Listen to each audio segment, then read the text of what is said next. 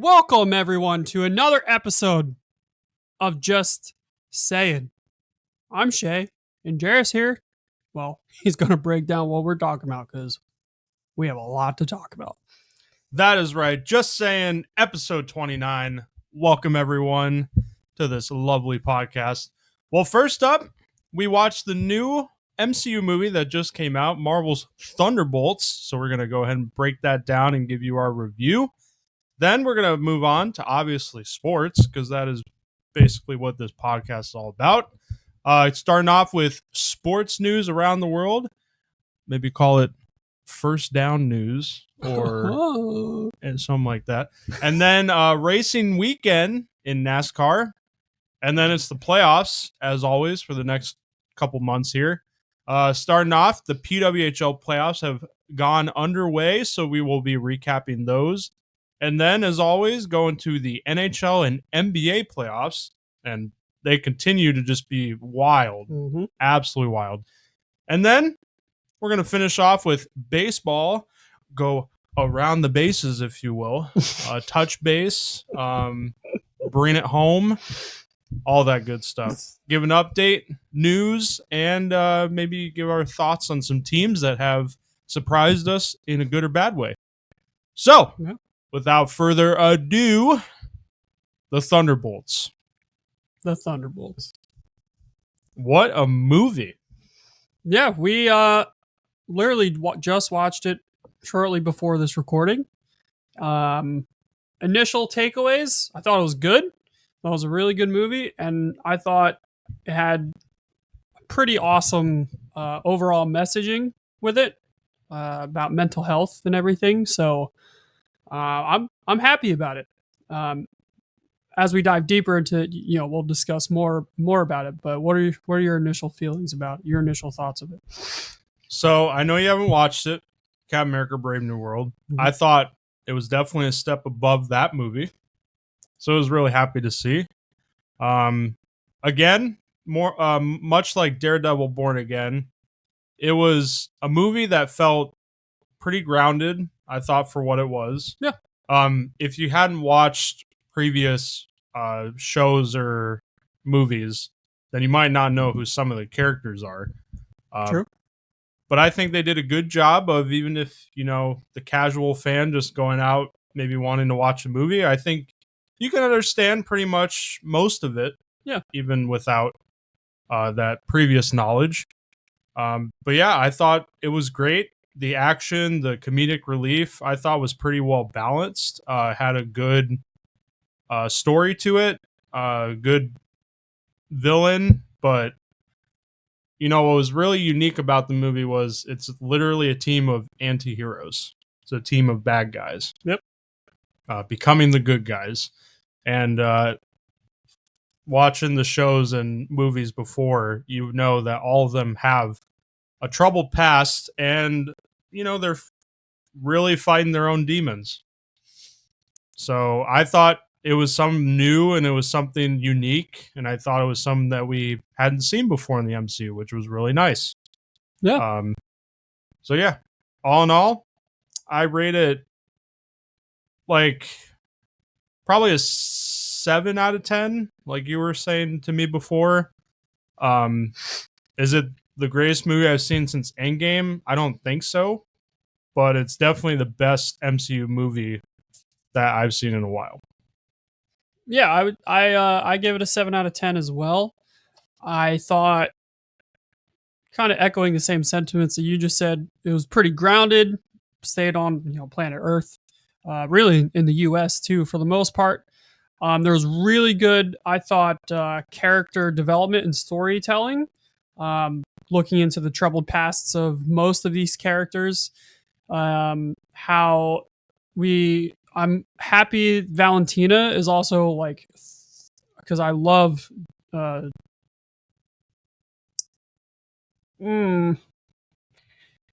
Julie. I can't remember her name. Just Dreyfus. That's her last name, Dreyfus.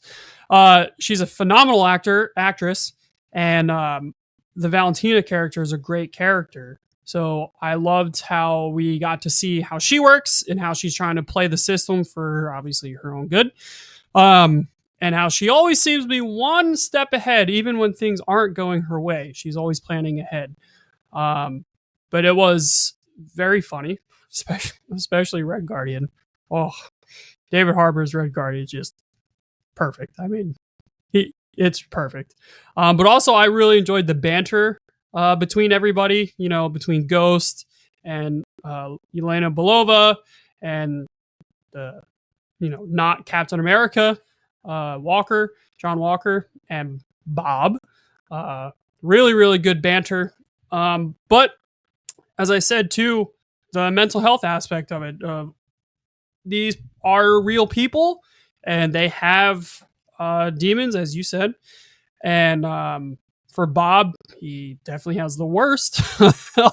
um, so for everyone to end up coming together at the end of the movie to pull him out of the void and save everyone um, was nice. It was really, really cool and a good message. But I liked the movie. I thought it was good, but I am not satisfied. Now, before we get to that, a couple big things in the movie, and spoiler alert, Spoiler alert. because we haven't spoiled too much of the movie yet, but we are about to. I'll give you a few seconds to click off. Okay.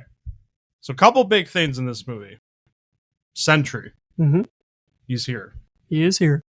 As you described him, basically Marvel's version of Superman. Yeah, way OP. Yeah. But as we saw in the movie, he does have his dark side. Yes, he does. Which is even more OP than just Sentry. Yeah. And I got to say, just, the way he fought, basically, it looked like banishing people to the shadow realm where they're trapped in their own hell of, bad memories and troubled past. I hadn't seen anything like that, at least for me. Mhm. Let us know down in the comments if you have, but I thought that was really cool. And a lot of the visuals of that were really cool as well. Yeah. Agreed. And if you stayed for the movie, if you had watched it already, you know that there is a post-credit scene. That's and the most important thing is that we see the ship of none other than the Fantastic Four. That's right. We had a mid-credit scene of Red Guardian being fucking hilarious and trying to push Wheaties onto a customer at a grocery store. Is like, yeah, sure, okay. That's me on the box. Yeah. Hilarious. And then the post-credit scene, they are 14 months after the movie, by the way. 14 months after the events of the movie take place, I should say. They're at the new Avengers Tower, funded by Valentina and the U.S. government, and they've been on missions, and they're actually a team. But there is now a copyright suit from Sam Wilson because he's trying to get the Avengers back together, kind of thing. So that's kind of interesting. Just wonder how that's going to play out, moving forward. Good banter going on. John Walker being a stupid dumbass that he is. What do you mean? We have plenty of space in this building. This thing is huge. Outer space. All outer space. And then Alexei being just, oh my God. And all the new Avengers merch saying, I know how to get around our copyright claim. We just changed it to a Z, the Avengers. So funny. But yeah, then Yelena and Bucky pull up the satellite feed because they get an alert that a ship is entering our atmosphere or our space, and ship turns out to be the ship of the Fantastic Four. So we know. I mean, which we already knew. I was gonna say you probably already knew. Confirmed. They get to Earth, so the Fantastic Four movie takes place in a different universe or dimension, obviously. However, at the end of that movie, they will be getting to the 616 Earth. We know for certain, which was very, very cool to see. Very cool. Yeah, so those were basically the two biggest uh, points of the movie in terms of the broader MCU. Mhm. Uh, but yeah, so going back to what you were saying about what this means for the MCU and like, does this mean that the MCU's back, or are you not entirely convinced? Yeah. Uh, like I said, the movie's good and I liked it, especially the mental health messaging of it all. But I was not satisfied.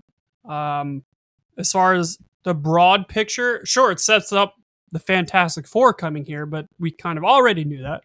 But it still like gets you excited for the Fantastic Four movie in a few months, for sure. Um, but I don't know it if it was just by itself and you knew that it wasn't connected to the MCU at all. It was just its own thing. Might be a great movie, but I'm just not satisfied. I Nothing against obviously the movie itself and all the actors and actresses and the crew that worked on it, all that stuff. But I'm not convinced that the MCU is back. I think they're taking a good step in the right direction. Um, but I mean, we were talking about it on our way back to the house. Like, what are they gonna do? The Fantastic Four is the last movie before Endgame, and then we have Secret Wars after that, Doomsday, not Endgame. or Doomsday. Sorry, I'm all discombobulated. Yeah, Fantastic Four is the last movie before Doomsday. Then we have Secret Wars. Nothing else. So I'm just really worried about how they're going to pull off introducing Doctor Doom and but also showing the casual audience like how bad he really is, how powerful he really is. In like no time at all because they don't have time. So if anyone can do it, it's the Russo brothers. We've already said that, but this didn't uh, squash any of my worries with the MCU at all. They're still there. We're eventually going to do a podcast episode after the playoffs where it's all Marvel. Yeah, because we want to give a huge dive into this.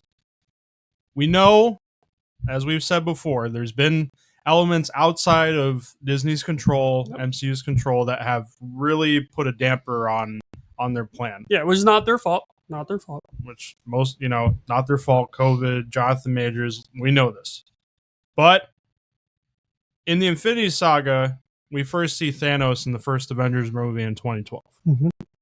It took until 2018 with Infinity War for them to finally fight face to face. Yep. 6 years. They built up Thanos as the main villain, and you knew he was behind everything. Yeah. We're up now to less than a year before Doctor Doom is supposed to make his big, appearance on the big screen. I don't think it would do good for them to just say, and he's here. Yeah. It's Doctor Doom. He's more powerful than Thanos. One of the most powerful characters in the comics, period. Right.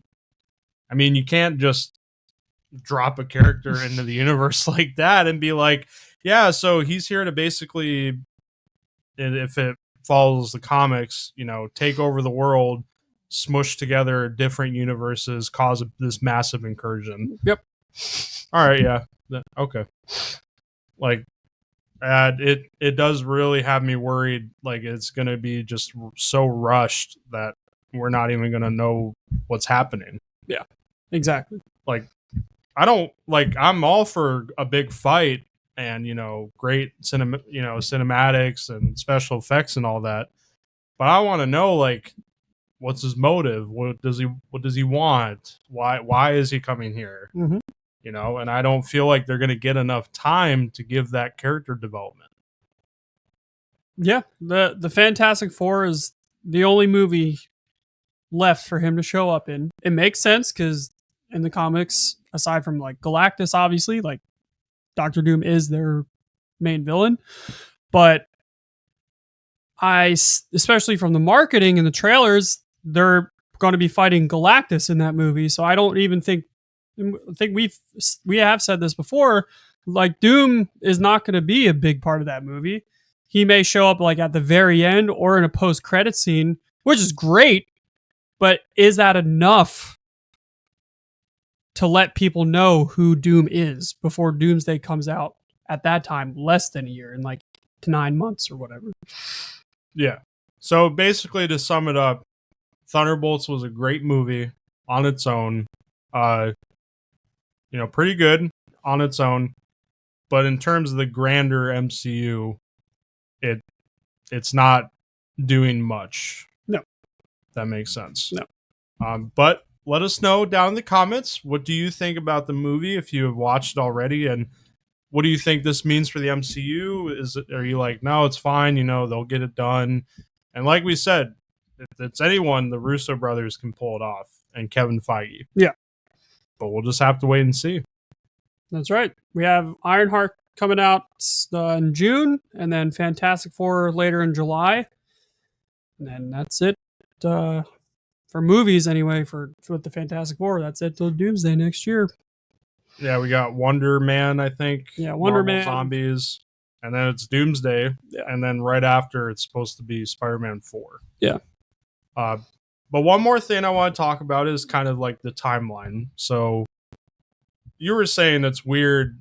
It was kind of weird seeing this movie because in the movie, Yolana says it's 1 year since Natasha died. Yeah. After Natasha died. Yep. But, we saw Natasha die in our lifetimes 6 years ago. Mm-hmm.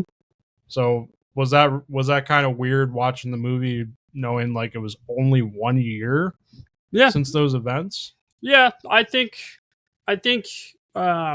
especially now that it's been a couple hours, like it makes a little more sense. But it is weird, especially because we've had so many projects in between Endgame and Thunderbolts now. So many movies or shows. Like, how can that all fit in 1 year or a 1 year time frame? Some of it's obviously like prequels or whatever, but like still. So it was just, for me, it threw me off a little bit. And then the post credit scene 14 months later. So now we're a little over 2 years after Endgame, current day in the MCU, which is a little better, I guess. But it was just weird for me personally. It didn't like knock the movie for me or anything. It was just personally, it was just a weird feeling for me. Yeah, and what confuses me a little bit more is like after watching Daredevil Born Again, when does that take place? Because I think if Mayor Fisk had taken over New York and he declared martial law, I don't think like the new Avengers would be there after that. I mean, they would obviously be down there fighting the crime and corruption that's taking place, and like, the head of the CIA is there. What's even too. So like how would that happen? And so I thought maybe like, okay, maybe it takes place during that 14-month time jump, but now that I think about it, it's like, I mean, it can't really, because then the new Avengers are already there. So it would have to take place beforehand. It would have to, because then we see the Fantastic Four already coming. So it has to, the Daredevil Born Again series has to take place before that movie. Yeah, and what's even weirder is like the Hawkeye series, there were posters of like Mayor Fisk running for mayor and stuff, like, so it's a little convoluted. It's a little weird. I wish there was some connection somehow. Maybe in the Daredevil series of them like saying how long it's been since the blip or whatever. That would have helped out, but because there was no time frame at all for a date with that, which like the series itself is fine, but to connect it to the broader MCU, like now with Thunderbolts, it is pretty confusing. It doesn't make a lot of sense. Yeah, just because especially Thunderbolts is taking place in New York City. In New York City, yeah. So it would make a little bit of sense if there was that kind of connection, just so you know kind of when everything's happening relative, because they say it's only been a year since Endgame, but there's been a lot of stuff that's happened around the world, Yeah. around the United States in that time frame. Yeah, So, exactly. A little confusing, but if we're able to find out anything, we'll definitely let you all know. Yeah. Because I'm sure if it's confusing for us Marvel fans, I'm sure it's confusing for the general audience. Yeah. I would probably say so. Yeah. But I think that's gonna do it for Marvel. Yeah. Fantastic Four is out July 26th, I think. The end of July. It's like somewhere near the end of July. Some July. So we'll definitely be watching that. And I think once we watch that, we'll really know where the MCU is heading. At least a general direction. That movie, a lot rides on that movie. I think it's going to be good no matter what. I really do. Also, just because it's the Fantastic. Yeah, but if they don't do something to set up Doom or introduce Doom somehow, I'm going to be even more worried for Doomsday. And we don't have to get into it. We want to dedicate a whole episode to it. After the playoffs, we already said that, so we're not going to get into it. But I'm just saying that a lot rides on that movie now. Yeah, I think so as well. So now we're going to move on to sports news around the world. Around the world, around the world. No copyright. Oh, No. Fuck. Okay. I have to re-record. Yeah. All right. Starting off with everyone's favorite sport, the NFL announces the first game of the season on September 4th, and it probably could not be just a better matchup. No. The Dallas Cowboys go to the defending 2025 Super Bowl champion Philadelphia Eagles. Hell yeah. To play them in Philadelphia. That's right. To open up the season. Divisional matchup. So that's super, super exciting. We have gotten other dates trickled out over the last couple of days. The actual full schedule reveal is, this recording is May 13th. The full schedule is Wednesday, May 14th. So be on the lookout for that, obviously, when you're listening to this. But yeah, I am super stoked, obviously, as an Eagles fan.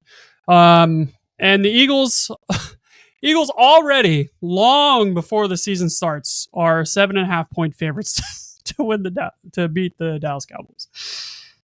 Yeah. Not surprised there. And you know what's icing on the cake? It's in Philadelphia. So the Dallas Cowboys and Jerry Jones have to go to Philly and watch a Super Bowl banner get raised in Philadelphia. Oh my goodness. I didn't even think about that. Yep. Oh. Wow. Isn't it just great? NFL just played this perfect. Yes. Holy shit. Yeah, it's pretty great. Like I said, other games got announced. I think some of the Christmas games did. International games. Schedule got announced. And also breaking news today, the first ever YouTube exclusive NFL game is the Brazil game on September the 5th. That's pretty cool. And it will be completely free on YouTube or YouTube TV. Oh, that's cool. Yeah. That's a good way to promote Sunday Ticket and hopefully, get people to buy. Yeah, exactly. I will not be buying. I will not either. Way too expensive. But that's a good plan. So yeah, look out for the schedule release. We've already known the home and away opponents. Yeah. And I texted my friend in Louisville because the Jacksonville Jaguars are going to be in Cincinnati to play the Bengals. So I might head up there to go watch the game. There you go. So yeah, really excited. Only 17 weeks out from the new season? It can't come soon enough. That's right. Fantasy football too. That's right. My second year. So I can't wait. It's going to be a long 17 weeks. Yeah. Well, at least we have the playoffs, so we're fine. Yeah. All right, moving on. Legendary Raiders and Saints quarterback Derek Carr announces his retirement from the NFL. And legendary is a very loose term. I know for some people, they don't view Derek Carr as a great quarterback of his generation. For some, they think that he was just unlucky with injuries. Yeah. Personally, for me, I do feel bad because especially over the last few years, he dealt with multiple injuries.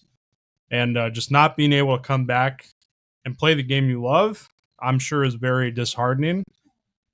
In terms of money, though, he's fine. Well, He's getting paid regardless. Exactly. He's fine. But we wish the best for him in retirement. And, it takes a lot of, I think, willpower and strength to say, you know what, I don't think I can play this game anymore. Yeah. My body's taking its toll. Yeah, exactly. To stop doing what you it. love. Yeah, for sure. Congratulations on the retirement. And Derek Carr, wish you the best of luck in whatever you do afterwards. Yeah. And now he gets to spend more time with his family. Mhm. So that's good as well.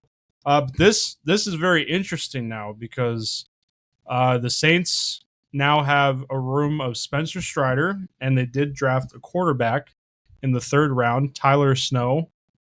I think that's how you pronounce his name. We didn't look it up. No. And I also forgot what school he's from. Yep. But they'll be fighting it out for the starting job. And, for the Saints, they've been in kind of a mediocrity the last few years. So I don't think it'd be the worst thing in the world if they kind of tanked and try to get a top draft pick for next year's draft, because it's supposed to be a lot deeper than this year. Yeah, as a fan, you want to say that, but the players still, they still want to go out and win. They still have to play for a paycheck and bonuses and incentives and all that. So I don't think tanking is ever the right answer. But I understand, if people were to say that, especially because their quarterback room right now, we have no idea if either of those two are going to be franchise level quarterback.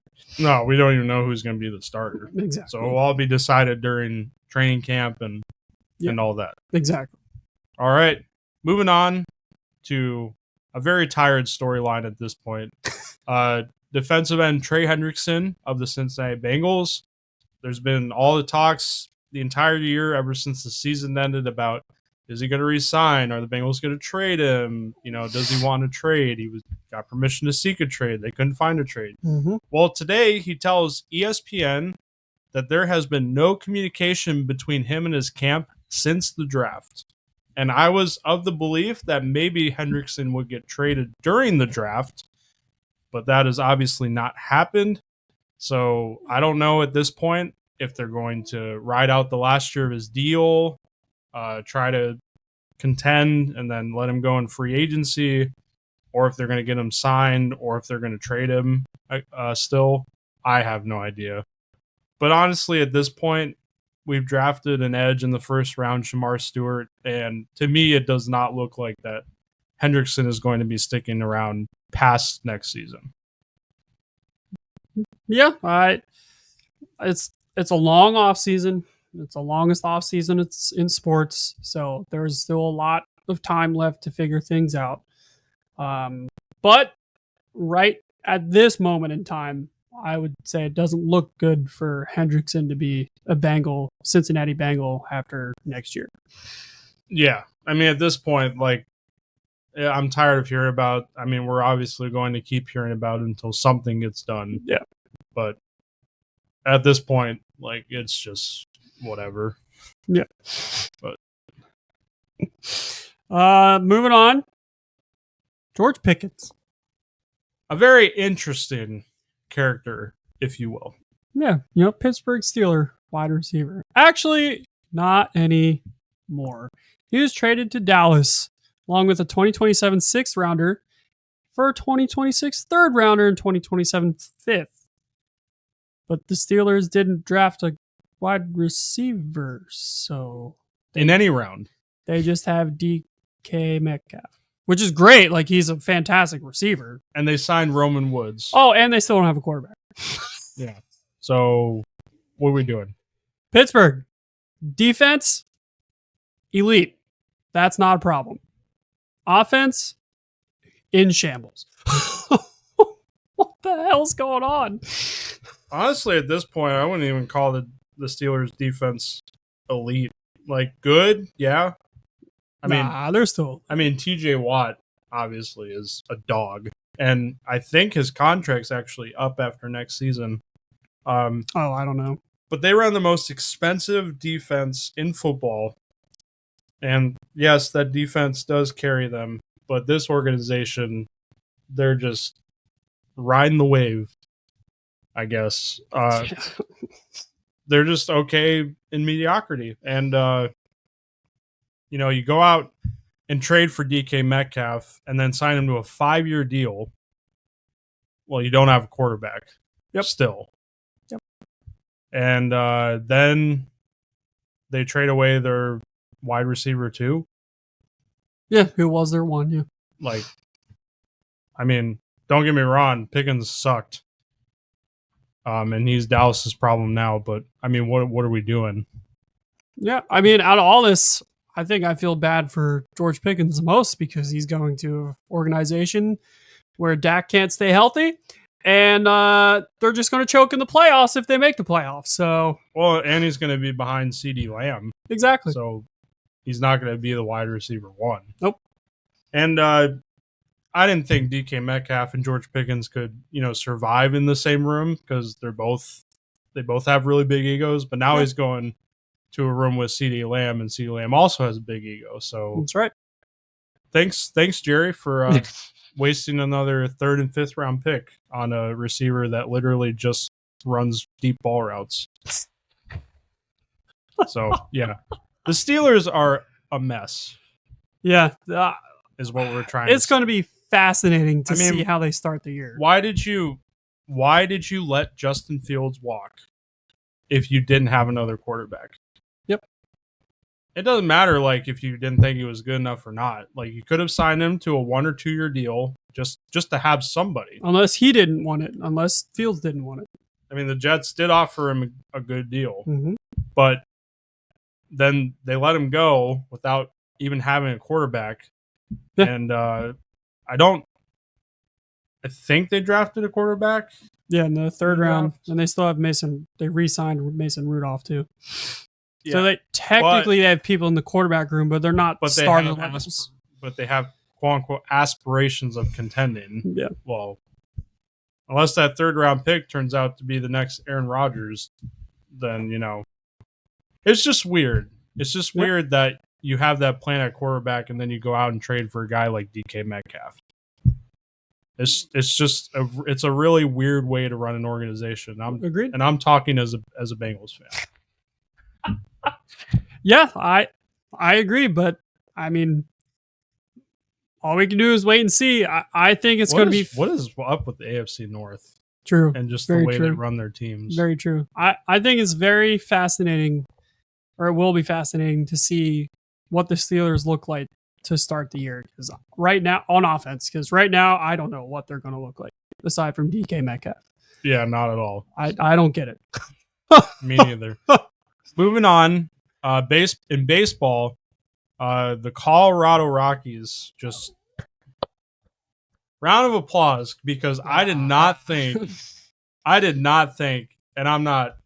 That's not like a shot at the players or anything or the fans, but I mean, I did not expect any team to be worse than what the White Sox were. They had 41 wins, and now the Rockies, through 40 games, are on pace for 29 wins. Yeah, and they fired their longtime manager after 9 seasons, Bud Black, after a 7-33 start. Yep. And after a 21-0 blowout shutout loss to the Padres. Can't really you had players crying on the bench after this loss. I think they realize they're on a shitty ass team. I mean, the Rockies have not been good for a long time. No, not for a long time. But I mean, this is just a new low. Yeah, that's for this organization. It's really unfathomable. I would love to see them turn it around and go on a winning streak and everything, but right now it is not possible. Yeah, just crazy stuff from the Rockies. But we'll talk more about baseball when we get to it. Mm-hmm. But we got big news in basketball as well, because after a first round exit and first round exits the last 3 seasons, Giannis Antetokounmpo. Antetokounmpo. I didn't know it didn't say it right. He said, reporting Shams Charania, who does a fantastic job as ESPN's leading insider. Shams Charania. No, I looked it up. It's Shams Charania. Okay. I looked it up. He reports that Giannis says he is open-minded about finding the right fit on another team. This would be a massive blow to the Milwaukee Bucks after signing him to his mega contract, which he rightfully deserved. Absolutely. He is one of one player. But holy hell, if you let Giannis get out of here and go play somewhere else, potentially, I mean, your window's shut. That would be a huge loss. Like there's really nobody else that's a rebuild can replace. Yeah, he is one of one. You can't replace Giannis. That's just how it is. Yeah, this is a team that's very top heavy in their salary. Damian Lillard, I love the guy, but he just cannot stay on the court, and just has not worked out for them since they won the championship. Yeah, exactly. So yeah, trading Giannis, like, I'm sure they'll do right by him. He has a great relationship with the owner, great relationship with the organization. He's probably the franchise's best player they've ever had. Probably. But yeah, if you trade him, you're basically signaling like this is over. Yeah, I agree, but holy hell, that trade package, they would get so much back. I saw this question, and it is an interesting proposition.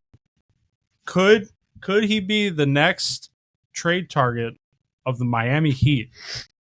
He was rumored to, there was a rumor that the Heat were interested in trading for him either last year or 2 years ago.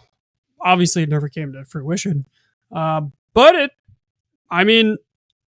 it still makes sense, especially getting rid of Jimmy.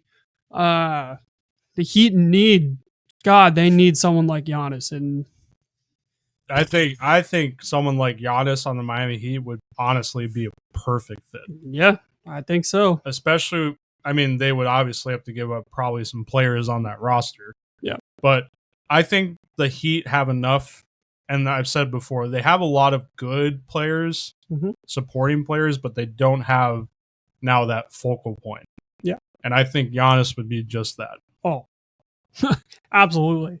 But we'll see what happens. I think he has 1 year left on his deal, if I'm not mistaken. I think so. So, obviously there's that. And he probably will have the say in where he goes. Yeah. All in all, he does love Milwaukee and would probably love to stay there because he said that in the past. But if he thinks Milwaukee's window is over, like, oof. Yeah, I mean, he'll have to sit down. They'll have to, throw out their game plan. And the reality is like, I personally love it when a player spends his entire career with one organization. Yep. But the reality is now that very rarely happens. Players want to win. Exactly. They want to win because at the end of the day, that's what history remembers. Yeah, is winners and losers. That is correct. It's not fair sometimes, but that's just the reality. Yeah, exactly. And he already won. He's an NBA champion, but he does deserve, especially with how talented he is, he does deserve to go somewhere that will have a better shot than Milwaukee. Yeah. All right. Moving on. The NBA draft lottery. I watched this live, not in person, but obviously, but live on my phone. Thank you, ESPN. Yeah. So I knew it too. I knew it. The first 4 picks that were revealed, and the odds, if you don't know how the odds are, you can look up a chart. They're very complicated. Very complicated. But there were 4 picks announced, and the Dallas Mavericks being so low, once those 4 picks were announced and they weren't one of the picks, they automatically had a spot in the top 4. And at that point, I was like, I swear to fucking God, if they win the first overall pick, I'm gonna be so mad. Mm-hmm. They won the first overall pick. Convincingly, after never winning a draft lottery in their history, and starting out with only a 1.8% chance of winning the lottery. Yeah. They get the first overall pick and likely selection, Cooper Flagg of Duke, after they traded Luka Doncic to the Lakers. Yeah, and it came out today, as of this recording, that the Mavericks have no intention of trading their number 1 pick. They are intending to draft Cooper Flagg. If people thought that this shit was rigged, this is like a huge red flag. Especially no pun intended. Yeah. Especially with the NHL showing their results for their lottery draft this year, and then the NBA. Not just the cards, but they did the drawing. Yeah, live, that's what I meant. balls. Yeah, that's what I meant. The drawings with the ping pong balls. For the NBA to not show their drawings and have the results be like this. This is not a good look. No. It seems to me, and this is just a conspiracy theory, seems to me on a cold night about 77 days ago, Adam Silver went to the Los Angeles Lakers and said, hey, LeBron's aging out. He's probably going to retire in the next couple of years. The views are going to be down because there's a sentiment that LA doesn't support their teams if they're not winning. Yeah. And Lakers are our biggest market. So, if you and the Mavs went ahead and traded one of the top superstars, I don't know, maybe Luka Doncic over to LA, then, we'll give the Mavs a little compensation package by awarding them the first overall pick in the draft. A trade that went down late at night, and apparently nobody knew that was being done. Correct. It's not a good look. That's a lot of smoke. It is not a good look. That's a lot of smoke. It just adds fuel to the fire for the people that say, sports are rigged. That is for sure. Yeah, that was pretty much every single comment online. Yeah, I mean, I'm not happy about it. The Mavs do not deserve that number 1 pick at all. Their fans do. Their fans absolutely do. But the organization does not. And now they get to draft Cooper Flagg, who, could turn out to be nothing and all that. Of course, for that kid, I want him to be a superstar and want him to succeed. But still, it's not a good look, and the organization does not deserve the number 1 pick. Yeah, so let us know your opinions. I mean, we're not happy about it for the organization. They did Luka dirty. Yes. And yeah, it would have been it would have been nice, honestly, if the Hornets got the number 1 pick. They ended up drafting 4th. 76ers draft 3rd, and the Spurs get the 2nd overall pick. Yeah. And through a trade, they actually have the 14th overall pick, so they have 2 lottery picks. So they're just going to continue to build. Yeah. So that team is just going to keep getting better. Yeah, if exactly. they draft correct. But yeah, let us know your thoughts. Do you think it's rigged or not? But if you're of the belief that it is, this probably does not do anything to sway your opinion. Correct. I would agree with that. Moving on to NASCAR. This past weekend, we were at Kansas City, the home of the Chiefs, who lost in the Super Bowl to the Eagles. But it's all rigged too. Yeah, that's all rigged too. All the calls were rigged. No. In pretty dominant fashion, because this is rigged too. Kyle Larson won. He won at Kansas, sweeping both stages and leading 261 of the 294 laps. Now his 3rd win of the year and his 32nd win of his young career. Yeah, so he is really moving up the all-time leaderboards. Yes, exactly. So that's, I mean, as a Hendrick Motorsports guy, I'm very happy about that. And hell yeah to Kyle for winning again. But this has been the last 3 or 4 years. He does great in the regular season and even great in the playoffs. But when it comes to that second to last race or the championship race, it's just not enough. So, I mean, he already did win a championship, obviously, but the last 3 to 4 years. But will this year be the year that he finally gets it done in the championship? We shall see. And he is now the overall points leader, now ahead of William Byron, since he now has 3 wins. And next race this upcoming weekend is the All-Star race at North Wilkesboro Speedway. It is not a points race, so there will not be any standings or playoff implications on the line, but it's still a fun weekend at a very old track that was glad to see return to the circuit last year, and just look forward to having a good time. Now, what do they do for the All-Star race? Just a little preview. They change every year. I don't know. Oh. For the longest time, it was just the All-Star race with a normal race with like only 20 drivers, a little shortened race. Then they changed it to the stages. Then they changed it to like heat races and then a final race. That was like 2 years ago. Last year they did something different. Then this year it's something different. I don't know. They can't make up their mind. So probably doesn't do as much better as some of the other All-Star games. No, around sports.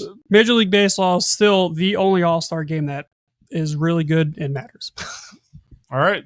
So yeah, there's the NASCAR update. And now we get into the playoffs. Yeah, starting with the PWHO. Yep, the Professional Women's Hockey League. These women, they play hard, they play fast, and they can put the puck in the net. Starting off with the playoffs, we have our 2 semifinal series taking place. They are the Montreal Victoire versus the Ottawa Charge, and the Minnesota Frost, who eliminated the Fleet, versus the Toronto Scepters. Montreal got to pick their opponent because they finished first overall. Which, how do you feel about that rule? I kind of like it. Not gonna lie. I mean, I like it. It makes sense. It's not gonna work probably for 16 team. No, that's what I was going to say. I like it for what it is right now with only 6 teams, but like moving soon to be 8. Yeah, moving forward, I don't think it's going to work to be a role. But who knows? We'll see. Yeah, it's definitely different, which I like. Yeah. Definitely makes it more interesting. Yeah, exactly. But yeah, for being first overall in the regular season, Montreal picked the Charge for their opponent. Each series, we have a semifinal and then a final, is a best of 5. So starting off with the Charge versus the Victoire, the Ottawa Charge win game 1 3-2, but Montreal would answer in game 2 with a 3-2 victory in the 4th overtime. Not 1, not 2, not 3, but 4 overtimes. That's right. Holy shit. 5 hours of game time. That's a long-ass hockey. Yeah, the winner, it was the longest PWHL game to date. The winner was scored by Victoire's Catherine Dubois. The series is now tied at 1 apiece, and game 3 is tonight, as of this recording, at 7 p.m. Okay, there we go. Hell yeah. Moving on to Toronto and Minnesota. Toronto opened the series with a 3-2 win against the Frost, but the Frost did answer with a 5-3 victory in game 2. Game 3 was the highest scoring game in PWHL history. With the Frost winning 7-5. The Frost do lead the series now 2-1. Game 4 is this Wednesday at 7 p.m. Yeah. Goals throughout the first 2 seasons of this league have been at a premium. So a 7-5 victory is pretty ridiculous. Yeah, it is. So yeah, we'll see how these series shake out. For Toronto, they now have to win one of the next 2, or two of the next 2. Yeah, they have to win 2 in a row, and the Frost only have to win one of the next 2. Yeah. And for Ottawa and Montreal, now it's a best of 3. Yep. So we'll see how it all shakes down. We are going to go ahead and take our break here. When we come back, we're going to get into the rest of the playoffs and give you our baseball update. So stick around, and we will see you all very soon.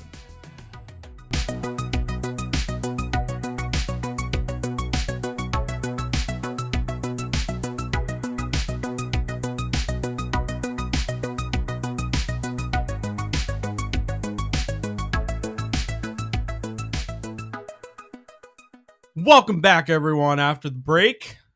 Moving on to the Professional Men's Hockey League, otherwise known as the NHL doesn't National quite Hockey have the League. same ring to it. No, not the PMHL. The NHL playoffs. It continues to be a crazy playoffs. Starting off, we're doing the whole second round. I know we mentioned some games last week, but it just felt like it would be better to just start off with the second round and as a whole. Mm-hmm. So the first round of the second round, the first series of the second round, Toronto versus Florida. Toronto opens their second round series with back-to-back victories at home. Game 1 by a score of 5-4, and game 2 by a score of 4-3. So very close, high-scoring games. But Florida headed back to Sunrise and evens the series with victories at their barn. Game 3 was a 5-4 overtime victory. Winner scored by universally hated by the Leafs, former Bruin and current Panther Brad Marchand. The Leafs thought they could get away because he was straight out of Boston, but nope. Yeah. I don't think you have anything to say as a Boston fan. I'm glad we missed the playoffs. Stop. Yeah. Anyways, Brad Marchand, the Rat King, scores the OT winner. And game 4, they shut the Leafs out 2-0. Bobrovsky with the shutout. Austin Matthews this series has 0 goals. Goose egg. So he's not doing well. Max Domi, a Leaf player, was fined for boarding Barkov in the dying seconds of the game.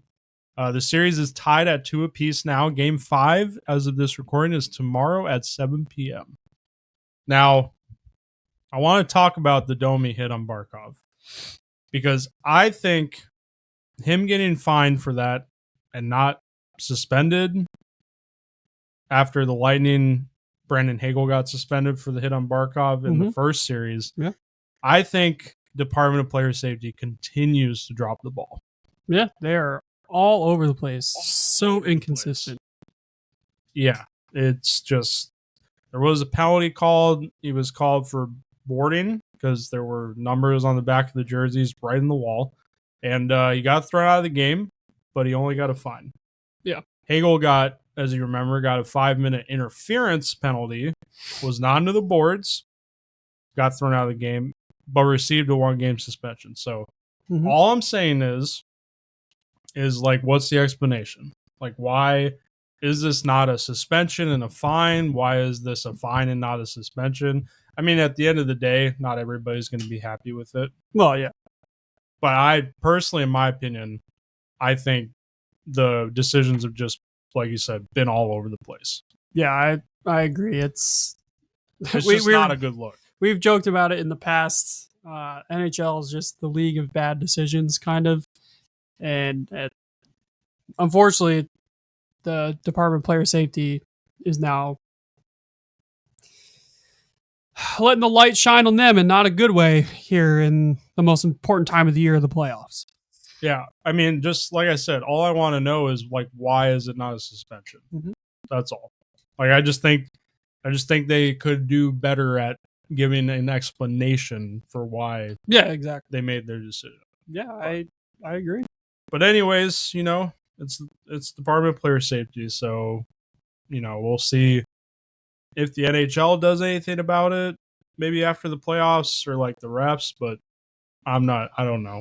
But in my opinion, it's just been so inconsistent. Yeah. Well, that series is tied 2-2, and as Jared said, Game 5 is tomorrow, Wednesday at 7 p.m. Moving on to the next one, the Capitals lose their opening game at home 2-1 in overtime. Jacob Slavin. Yeah, Slavin with the goal. But bounced back in Game 2 with a 3-1 victory. However, Carolina does win both at home in games 3 and 4 with scores of 4-0 and 5-2 respectively. The Canes now have a 3-1 commanding lead going back to DC on Thursday at 7 o'clock. Carolina is dominating physically and in shots and shot attempts. This is I don't think what I expected from the Capitals to be, at least here in the second round, so outmatched and outplayed by Carolina. Yeah. Carolina's play style, Rob Brindamore is their coach. Their whole mantra is take as many shots as possible and limit chances against. Yep. And that's exactly what they're doing. Even in game 1, at one point, the shot attempts were like 91-34 through the first period. Now, you take that with a grain of salt because the shots that they get, a lot of them are not high quality shots like at the net or in the slot. A lot of them are from the outside. But, I mean, you overwhelm a team with that many shots just to keep them on their toes. Combined with the physical style they play, they hit basically anything that moves. I mean, you're going to wear the opponent down. Yeah. And the shots on net, like, you get the players that block those shots. Yeah, exactly. The more shots they block, the more worn down they're going to be, the more tired they are. Yeah. So eventually what happens, in theory, is the puck will find its way into the net and the opponent will get worn down that the defense starts breaking down. Yeah. And there's more and more fatigue. So Carolina, besides game 2 when the Capitals beat them 3-1, they're playing their game. And what the Capitals need to do is they need to make the Carolina Hurricanes play their game. Yeah. And that's, transition. They pick their shots very precisely. They pick the perfect shot to go into the net. But yeah, with Carolina having a 3-1 series lead, I would be pretty shocked at this point if the Caps were to come back and win this series. Yeah. Because now they have to win, 3 out of... They have to win 4 in a row. They're down 3-1. Or yeah, they have to win the next... Yeah, they have to win the next 3. 3, yeah. Yeah. So they have to win 3 in a row, and the Carolina only needs 1. Yep. So the chances of that are just not great. Yeah. So we'll see what happens. Moving on to the next series out west. I did it again. You did. I bet against McDavid, and I bet against Draisaitl. This series has proved, to me at least, you do not need amazing goaltending to win in the playoffs. So the Oilers, starting out, shockingly, and I say shockingly because Vegas is a very tough place to play. Yeah. They shockingly take both on the road against Vegas. Game 1 by a score of 4-2, and Game 2 was a 5-4 overtime victory. The winner scored by Leon Draisaitl, Connor McDavid on a passing play. If you're a goalie and you see a 2-on-1 and the players that you're trying to defend are Connor McDavid and Leon Draisaitl, I'd be shitting my fucking pants. I'd be shitting my pants too. Oh my God. Yeah. Terrifying. Yeah. But yeah, Draisaitl gets the winner there. Game 3, Vegas kind of escapes with one. They stun the Oilers with 0.4 seconds to go to win 4-3. Doesn't get to overtime. The shot by Vegas forward Riley Smith went off of Draisaitl's stick into the net. So that was brutal. However, Oilers did not let that throw them off. They shut out Vegas in Game 4, 3-0, to put the Golden Knights on the ropes with the 3-1 series lead. And Picker got hurt, the backup that became the starter. Skinner started Game 4, and I thought, uh-oh, here we go again. I mean, he's been awful. Yeah. But no ifs, ands, or buts. But he saved all 21 shots and put up the shutout, which, hey, good for him. That's got to, really improve his confidence. For sure. And I think Oilers fans are a little bit more comfortable now that because I think Pickard's going to be out for at least a week. So Yeah. I think they probably feel a little bit more comfortable about him starting the next game. I absolutely would be. But you can't. I can't bet against them. I really can't. The two best players in the world. Can't do it. And I mean, the other side of the net, Aiden Hill for Vegas, he hasn't been fantastic either. So Yeah. I think this series is really just going to come down to who can outscore who. Yeah, exactly. But, yeah, 3-1 series lead, like we said, the chances aren't great. So the Oilers only have to win one more game to advance to the conference final. That's right. Moving on to the final series in the second round of the NHL playoffs. The Stars and the Jets do trade wins in their first two games. Game one went Dallas's way 3-2. In game two, a 4-0 shutout by Winnipeg. Dallas responds with a 5-2 win in game three for a 2-1 series lead. And now game four is tonight, the night we're recording. Hellebuck now sits with a .772 save percentage, a 6.65 goals against average, and 0-4 on the road, and a negative 9.6 goals against Goals saved above. goals saved above. Okay, He's reading. overall. He's reading my stats. So he's not looked good. Yeah, especially on the road. Ever since the first opening game on the road, Yeah.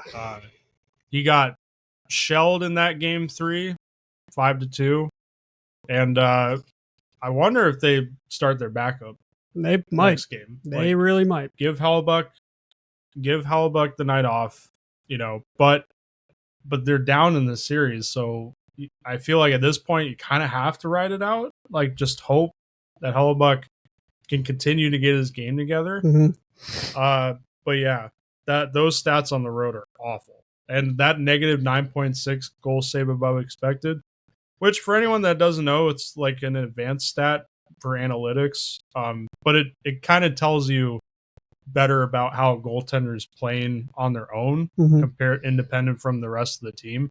Well, that is dead last amongst goaltenders in the playoffs. Yeah. And it's not a good number, especially with the amount of games he has played being so low.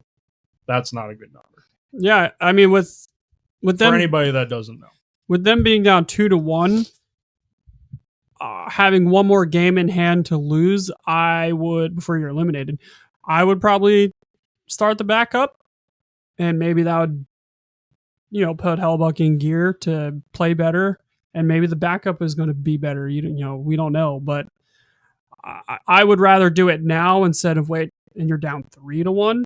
Now you kind of have to stick with Hellebuck. You don't have a choice. But that's just my take on it.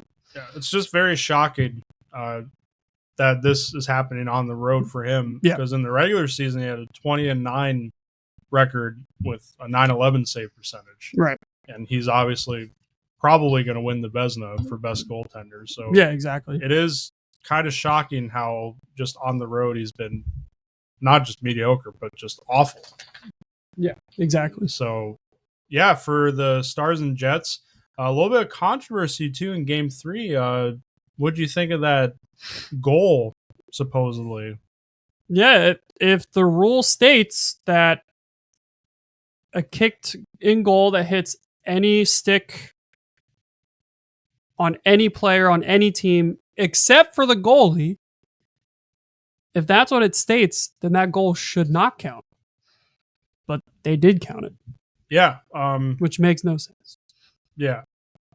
And it's not like it was a goal that was not important, in my opinion. Like the Jets, if the Jets were up like 5-1 and then that was called a good goal, I wouldn't have worried about it so much. Yeah. But this is a goal that gave the Stars the lead in that game. Yeah, I mean, that's exactly. a huge call. And if that's what the rule says, and they didn't follow the rule and got the call wrong, I mean, that's not good. Just point blank period. No, it's pretty ridiculous. So the refs definitely got that call wrong, and I'd be very interested to see if the refs are like removed from I don't know. the games or what, but because they can do that. Like if the officiating's that they think is that bad, they will get someone else to referee those games. But I'm not sure who was, but yeah, if it's in the rule book and they didn't call it by the rule book, then they didn't do their job. Exactly. That's not how it should be. So yeah, we'll see how game 4 goes. Obviously a big one for Winnipeg. They are on the road again. So, but then they would go back home for game 5. So we'll see what happens. But yeah, that's been the second round so far of the NHL playoffs. And now we need to talk about, in my opinion, and coming from a hockey fan, and even in more insane NBA playoffs, second round. Yeah.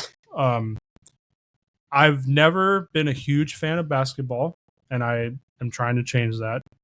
These playoffs have honestly made me fall in love with basketball. There you go. Okay. So these have just been so unpredictable. You do not know what to expect from game to game. And we're going to break it all down. That's right. Starting with the first series here, the Pacers. Probably overrate that. They have dominated the Cavs outright. Just pretty bad. Except for game 3, where the Cavs did win 126-104, which people thought, okay, the Cleveland Cavaliers are back. But the Pacers won game 1, 121-112. Game 2, 120-119, where they trailed most of the game, but Tyrese Halliburton, one of the most underrated players in the league, hits that game-winning 3 despite 48 points from Donovan Mitchell. And I say underrated because people think he's overrated. Yeah, Mitchell literally did everything he could. Yeah, exactly. Especially with Hunter and Mobley being out for that game, and that had to be so devastating. Oh, for I him. can only imagine. In game 4, 129-109, where Cleveland was never in that game and down 41 after the first half. 7 Indiana players had 10 plus points. The Pacers now have a 3-1 series lead against the top team in the East. And game 5 is today as of this recording. And Donovan Mitchell's status is questionable. Yep. As of when I looked it up, Donovan Mitchell may not play in this game with Cleveland's season on the line. The Pacers, because I knew the Heat were getting eliminated, the Pacers now have become probably the team that I'm rooting for in the playoffs. You watch them play, there's no one guy that hurts you. They play as a complete team. They play so good in transition. They play really good defense. And they really don't seem to ever be shaken up when things don't go their way. And honestly, it's very impressive. They're very physical. They're very scrappy. I've really enjoyed watching the Pacers, especially with Halliburton being voted the most overrated player in the league. Seemed to have really just lit a fire under his ass. Yeah, I would absolutely say so. And if Indiana can pull off a big upset here against Cleveland and move on to the conference finals, that would be wild. As soon as they went up 2-0 on the road in Cleveland's house, I was like, there ain't no fucking way this is happening. I'm like, this is crazy. Yeah. And another series where the away team went up 2-0 we're going to get to. But yeah, just impressive stuff by Indianapolis. And that fan base, like wearing the all yellow, is unique. Yeah, it is. So, and they're great. So we'll see if Cleveland can bounce back. They are on the ropes. I don't expect them to lose this game. I think they will fight back and force a game 6, but we'll have to see. Yeah, I don't know if they're going to win the series now at this point. But we talk about like 3-1 series being hard in hockey. Yeah. In basketball, it's even harder. Yeah. According to like all-time stats. Yeah, exactly. So, yeah. That's the Pacers and Cavs series. And I was telling a friend the other day, I can't believe the Cavs are they're kind of choking right now. And he told me like, well, it's not really that surprising, which I thought was interesting. So what's your take on that?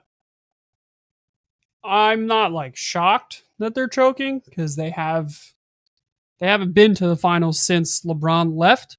So it's not like they've always been the superstar team, and they have been choking in the playoffs the last few years.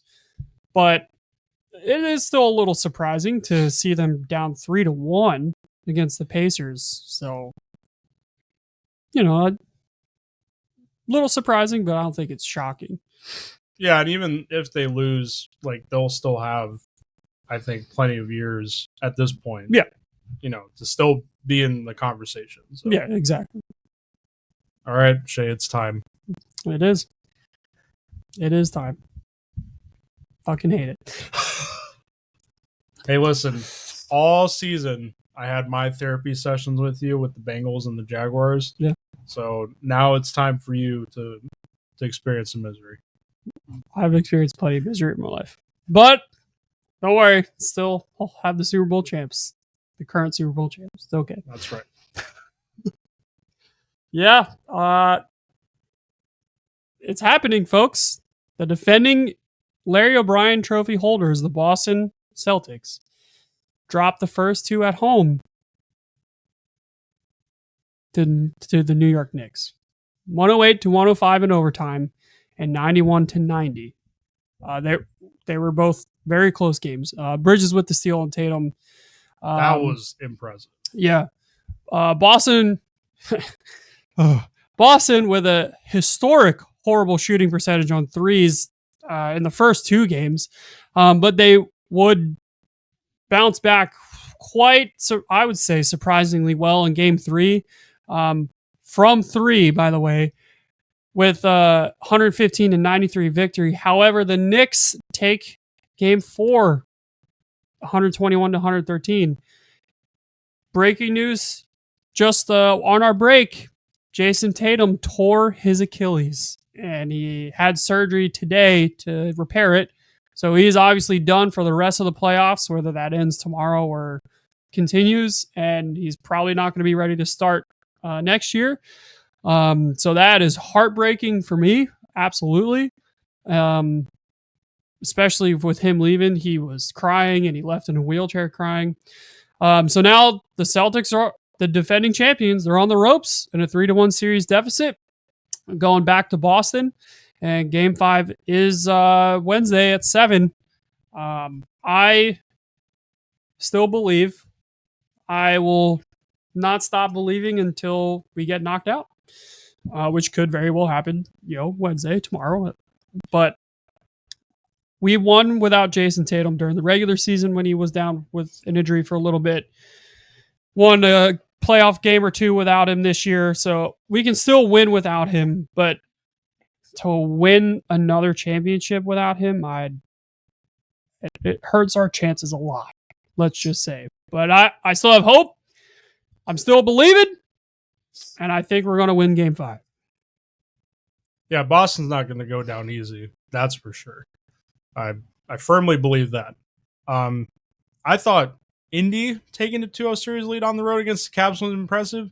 The Knicks taking a 2-0 series lead in Boston at the Garden. At that point, I was like, what the fuck is happening right now? Yeah, that was pretty shocking. Like, the top two teams in the East, and mind you, I thought outside of those two teams, I thought the rest of the East was not great. Yeah. And for them to go down at home 2-0, yeah, both of them was insane. That's right. Yeah, through the first two games, I think Boston shot 60 3-point attempts, only made 15 of them. Yeah, that was bad. Yeah. I thought like in the first game, I was like, all right, well they had an off game, probably just a one-off, but game 2 they didn't look that much better, and then the Knicks, Bridges, that steal on Tatum was just a fantastic defensive play to hold on and win the game. And then, like you said, Boston, responding game 3 pretty convincingly. It was pretty much a blowout at that point. And then the Knicks taking game 4, I think, was huge. Yeah, and it was a close game the whole game, really, right up till the last few minutes, really till after Tatum got hurt. The question now is, how are the Celtics going to respond? Right, down 3-1, you can't lose again now. Are we going to be? Someone's got to step up. Yeah, are we going to be okay without Tatum? We should be. We have the roster on paper to be okay, but I don't know. Tatum is also a very underrated basketball player for whatever reason. It's going to be hard, but like I said, I still believe. I'm just repeating myself here, but I still believe. I still believe in the boys, and I think we'll get it done. Yeah, I watched the video where Tatum went down, and it was very sad. Yeah, it was pretty crushing. Just as a sports fan, yeah, you hate to see that. Oh yeah, absolutely. And then him showing the emotion and crying while he was leaving, it was heartbreaking. Mm-hmm. And but yeah, it's a crushing blow. Like you said, we're gonna see how Boston responds. You guys have one of the most expensive starting fives in the league, so someone's got to step up. That's right. Whether it's Jaylen Brown, whether it's Drew Holiday, someone's got to step up and be that leader and run that offense. Yep. So we will see what happens in Game 5. But moving on out west to the Golden State Warriors and Minnesota Timberwolves. Again, fantastic series in my opinion. They trade victories in games 1 and 2. Golden State Warriors win the first game, 99-88. And Minnesota takes game 2, 117-93. However, in the first game, Stephen Curry suffers a hamstring injury in game 1 and hasn't played since. And It came out today that he is ruled out for game 5. Yeah.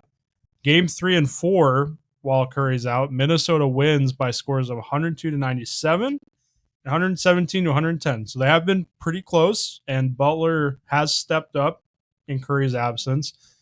But Anthony Edwards, man, he's just built different. He is. In those 2 games, he put up 66 points, and the Wolves now have a 3-1 series lead with Game 5 set for tomorrow at 9:30 p.m. Yeah, I even though the Warriors are the Warriors and they have Jimmy Butler now, without Steph, I just don't see them being able to pull this off. They might win Game 5, but I can't see them winning the series. And Anthony Edwards is just he's just Anthony Edwards. We've said it all playoffs. I think him and Jalen Brunson, which I read a wild stat through the first however many games he's played of the playoffs. He now has the most points in fourth quarters by a player ever. Jeez. 102 points in fourth quarters. Wow. More than Kobe Bryant mm-hmm. and more than somebody else. I can't remember, but that is impressive. Yeah, agreed. So him and Anthony Edwards, to me, have been the best players to watch for me. Yeah. In the playoffs. But yeah, moving on to the last series. Denver takes one on the road against the best team in all of the association this year, the Oklahoma City Thunder, 121-119. However, OKC did respond in a big way. Big way with a 149-106 rout of the Nuggets. 87 points in just the first half. God damn. Teams then trade blows with the Nuggets winning game 3, 113-104 in overtime, and then the Thunder winning a defensive battle game 4, 92-87, even that series up 2-2. So now the game 5, is tonight as of this recording at 9:30. So when you're hearing this, somebody's going to be up 3-2. Yeah, I'm no math whiz, but 87 points in the first half, I'd say that's a lot. It's a lot of shit. So, yeah, this series has for me has been the closest in terms of score and games. Oh, for sure. Games won for sure. Yeah, the Nuggets are showing like that they're still hanging around. Like their championship window has not closed yet. And Not at all. They're putting a huge fight up against the best team in the NBA. Yeah. So we'll see how that series shakes down. And I gotta say, whoever makes it to the conference finals, that's going to be fantastic. Yeah, I agree. It really is. It really is. I don't know who's going to win. Just these playoffs in general.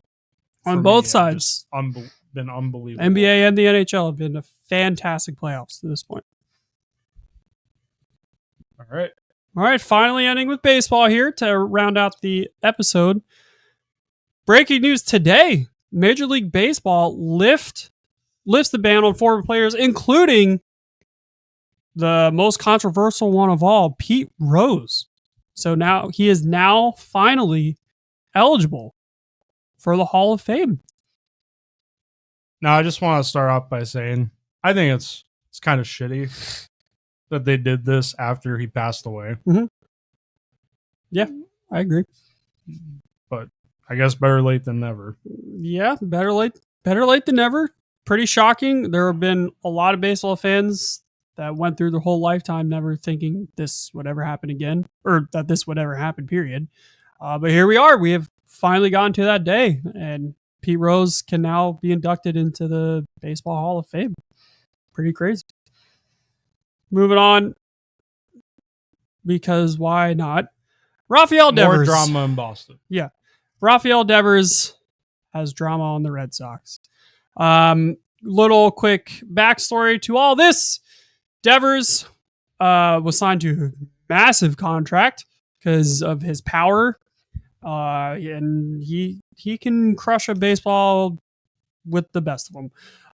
But he cannot play defense. But he cannot. So the Sox brought over Alex Bregman, who has been very good this year for us, for sure, to play third base, because Rafael Devers was statistically the worst third baseman since he started in Major League Baseball.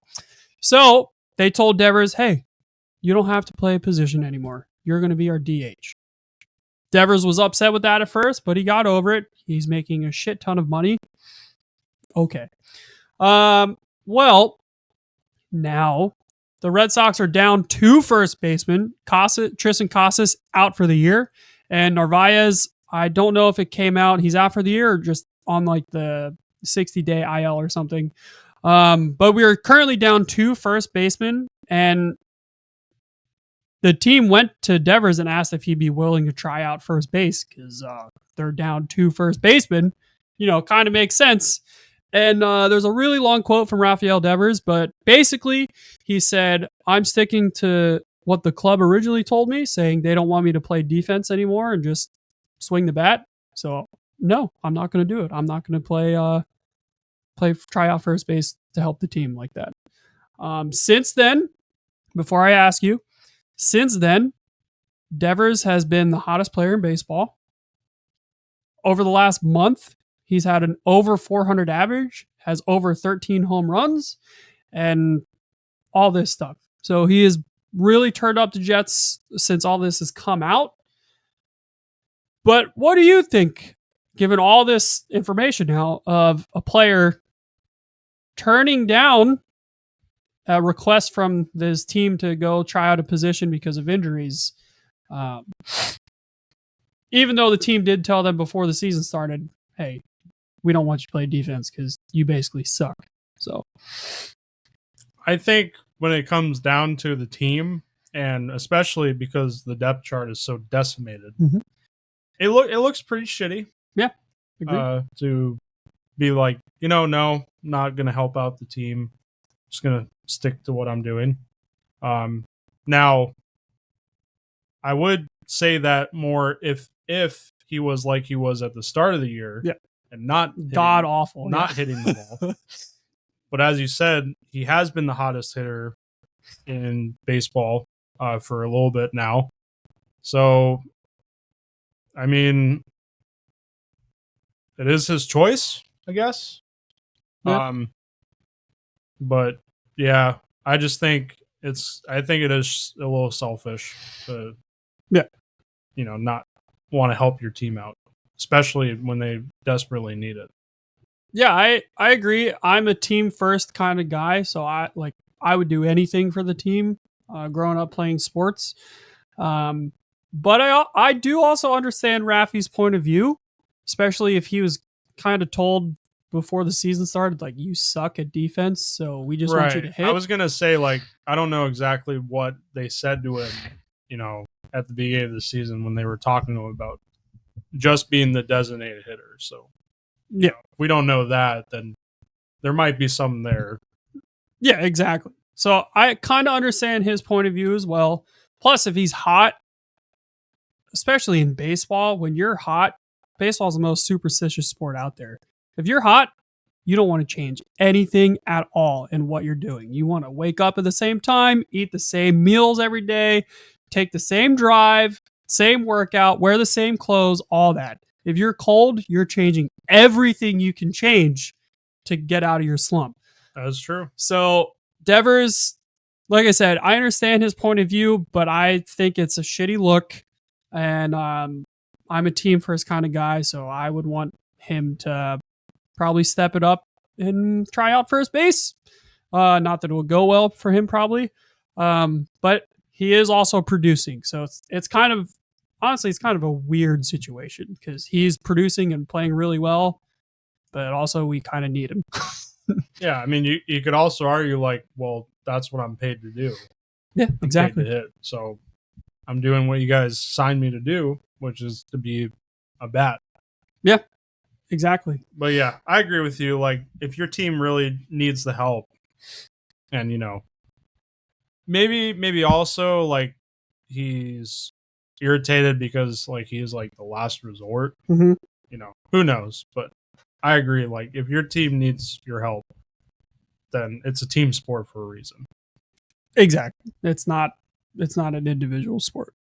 Moving on now to our standings update. It's been 2 weeks. Starting in the AL East, has changed a little bit. The New York Yankees do lead the East still right now, but the Sox currently are only 3 games behind them in second. Toronto in fourth, the Rays in fifth, and Baltimore rounding out the bottom in fifth at a 15-24 record. Pretty surprising. The AL Central, Detroit, one of the hottest teams in baseball right now, are at 27-15. Cleveland right behind them in second. Kansas City in third. Minnesota in fourth. And the White Sox, slight improvement from last year. They're at 12-29. Anything at this point can be an improvement, but Yeah. that's not by much. Yeah. The AL West, Seattle currently leads that division at 22-18. The Athletics, not the Oakland Athletics, it's not even the Las Vegas Athletics right now, just the Athletics, are in second, a game and a half at 21-20. Okay. All right. I see you, Athletics. Can you imagine if they actually make the World Series and we have a fucking World Series like in LA at the Dodgers Stadium, That would be and then we go to absolute biggest fuck you to that fan base. huge, Holy shit. huge. Or they move to Las Vegas and, like, the first year they go to the World Well, Series. right now they're just playing at a college baseball stadium. No, I know. But that would be a huge fuck you. It'll never happen, right? So they sit in second. Houston, the Astros, in third right now at 500. The Rangers in fourth below them, and the Angels rounding out the AL West. Moving to the National League, the Mets do hold first in the East at 27-15. The Phillies right behind them in second. Atlanta pulled out of their slump and are now third in the National League East at 20-21. Which is very impressive, honestly, considering the start that they had. Exactly. So they're 6.5 behind the Mets. The Nationals are in fourth, and the Marlins, as per usual, are in fifth. The National League Central, the Cubbies up front, 24-18. The Cardinals right behind them in second place, just a game behind. Milwaukee in third, Cincinnati in fourth, and Pittsburgh rounding out the Central, NL Central, and they also fired their coach or manager. Sorry. NL West, the Dodgers. I mean, The least surprising team in baseball. yeah. Currently hold the lead right now in the West at 27-14. Maybe a little surprising though. They're only a game and a half up on the Padres. In second, the Giants have third. The Diamondbacks have fourth, who I think their new City Connect jerseys look very good. And the Colorado Rockies round out Very bottom. the National League West. Yeah. And they are at the very bottom of all of baseball at 7-34. So they didn't bounce back. No. Damn. Yeah. It really seems like in baseball, I've noticed like the bottom teams are usually at the bottom for a long time. Yeah. I wonder why that is. No salary cap. There's probably a good reason for that. Because a lot of the bottom teams are smaller market teams. True. Just another reason why, baseball, maybe they might consider implementing the salary cap. Yeah, in the next CBAs. The Orioles, that's very surprising that they're at the bottom of the division by a good amount. Yeah, by a good amount. It is still kind of early in the season. We're still not close to the halfway point, but if anybody doesn't know, there are, 162 games in the season. Yeah. But if I was an Orioles fan, I'd be pretty nervous. That's not good, especially winning the division last year, right? Yeah. Big fall from grace. Yeah. So let me ask you this. Teams that missed the playoffs last year, do you think they're on the right track to maybe make the playoffs this year? What teams do you think are off to a good start? So not talking about our teams. Hold on, I have to pull up the teams again.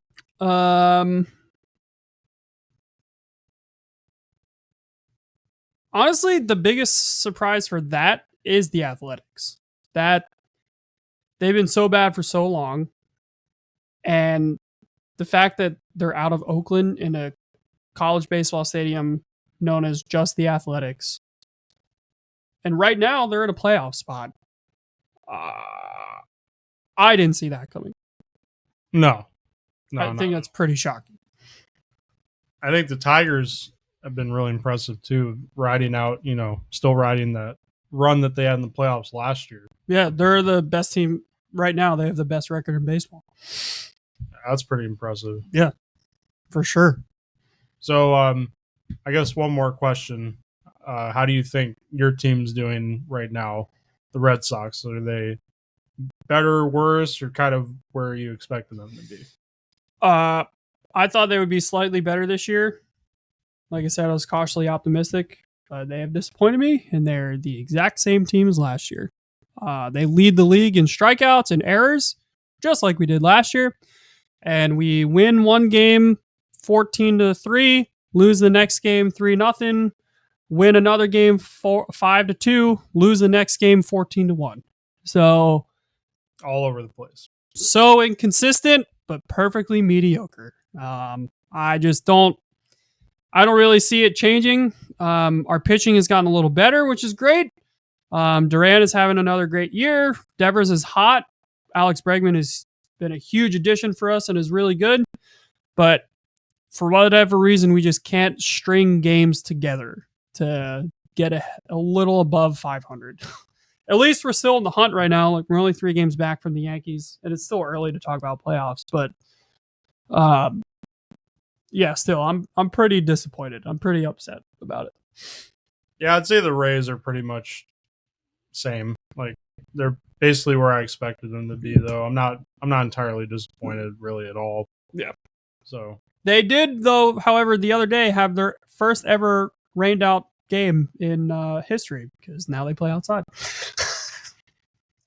That's great. Oh, I did forget to mention Evan Longoria retired. He did, and he will be signing a one-day contract to officially retire as a Tampa Bay Ray. as I think he should. Yeah, So probably, I mean, one of the greatest Rays. Yeah, yeah, probably is, to be honest.